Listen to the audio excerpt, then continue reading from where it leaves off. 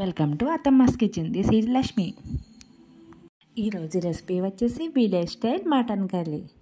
ఇది చికెన్ గ్రేవీతో ముక్కలు జ్యూసీగా చాలా టేస్ట్గా ఉంటుంది. తిన్నవాళ్ళు ఎవరైనా అమృతంలా ఉంది అనవలసిందే.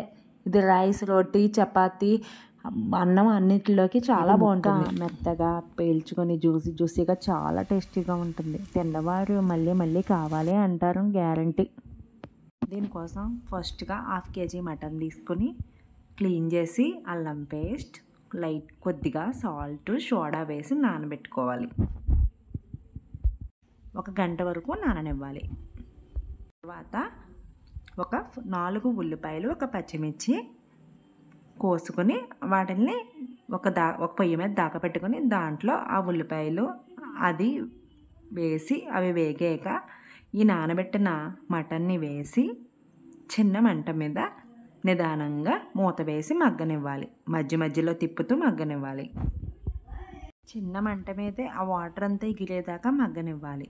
ఆ తర్వాత ఉప్పు, కారం, కొద్దిగా మరలా అల్లం పేస్ట్ వేసి నీరంతా ఎగిరాక వాటర్ వేయవలను. వాటర్ 1/2 kgకి 2 glasses వాటర్ దాకా వేయవలను. ఇక్కడ కారం వచ్చేసి 4 స్పూన్స్ కారం, 2 స్పూన్స్ ఉప్పు కళ్ళు పడ్డాయి మాకు. మీ కారం మీ టేస్ట్ బట్టి మీరు వేసుకోండి.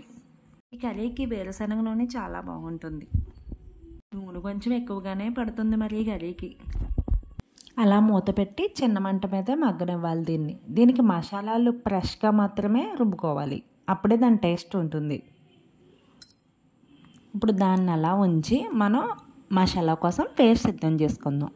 ఒక మిక్సీ గిన్నెలో ధనియాలు, జీలకర్ర, అల్లము, వెల్లుల్లి, లవంగ, లాలుక్కాయ, దాల్చిన చెక్క, అనాస పువ్వు వేసుకుని రుబ్బుకొని సిద్ధం చేసుకోవాలి. ఇప్పుడు ఆ మటన్ అంతా ఎగిరాక అప్పుడు దాంట్లో ఆ మసాలా పేస్ట్ వేసుకొని ఇంకొక 10 minutes చిన్న మంట మీద ఉడకనివ్వాలి.